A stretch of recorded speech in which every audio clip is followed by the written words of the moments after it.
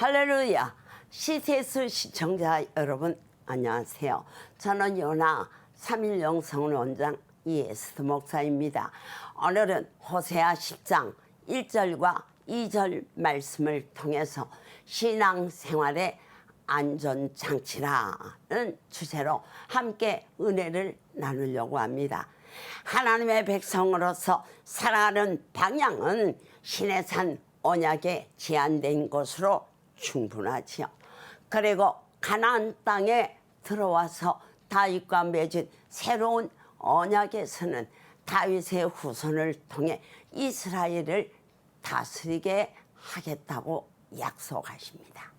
그러니까 신의 산에서 언약한 바대로 이스라엘 백성들이 진정으로 하나님을 섬기고 공경한다면 그가 세우신 목적인 다윗의 인도를 따르기만 하면 복을 받게 된다는 뜻입니다. 첫째, 하나님께서는 이스라엘 백성들을 열매 맺는 물성한 포도나무라고 부르십니다. 포도나무가 열매를 맺으면 어떻게 해야 할까요? 가지를 치고 거름을 주어서 더 많고 좋은 열매를 맺게 해야 합니다. 그런데 이스라엘 백성들은 제단이나 만들고 신의 신상을 새겨놓은 기둥을 아름답게 꾸미는데 집중했던 것입니다. 여기서 말하는 열매 맺는 포도나무는 하나님의 말씀으로 만들어내는 삶을 뜻합니다. 이스라엘 백성들의 특징은 율법을 실천함으로써 옆 사람들에게 아주 신선한 감동과 충격을 주는 것입니다. 하나님께서는 우리가 하나님의 말씀을 실천함으로써 남에게 기쁨을 주고 낙심한 사람에게 인생의 의미와 소망을 불어넣어주는 그러한 삶을 원하십니다. 둘째, 그런데 이스라엘 백성들은 그런 열매를 맺으라고 하는 대신 그 방향을 엉뚱한 대로 틀었습니다. 이것을 성경은 두 마음을 품었다고 표현합니다. 사실 이것은 거짓된 마음을 품었다는 뜻이지요.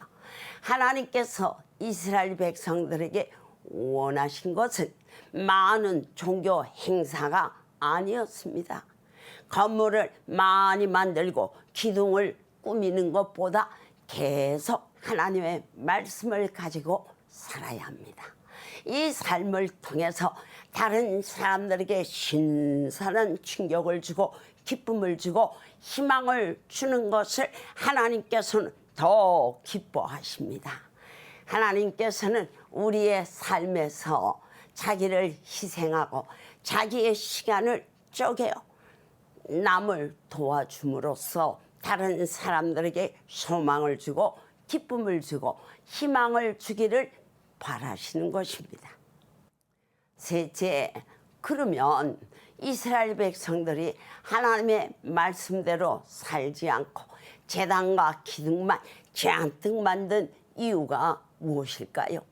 그것은 하나님이 눈에 보이지 않기 때문입니다. 하나님을 믿기는 믿는데 아무것도 하지 않는 것이 멋쩍으니까 기둥이라도 잔뜩 세운 것입니다. 이것은 세상 사람들이 하는 것과 똑같은 삶의 방식을 의미합니다. 사람 보기에는 종교적인 열정으로 충만한 것 같은데 오히려 하나님은 이것을 보시고 굉장히 불쾌하게 여기십니다. 왜냐하면 하나님이 바라시는 것과는 너무나 딴판이기 때문입니다. 우리 그리스도인들은 이 세상을 살아가면서 동시에 하나님의 나라의 삶을 살아갑니다. 이렇게 두 가지 삶을 함께 살아가면서 깨닫게 되는 것은 이것이 우리 삶을 더 안전하게 해준다는 사실입니다. 그리고 힘들고 어려운 가운데서도 하나님을 잘 섬기면서 가정이나 사회 생활도 능히 감당하며 기쁘게 살아가는 힘이 생깁니다. 왜냐하면 주님이 허락하신 멍에는 안전하고 가볍기 때문입니다.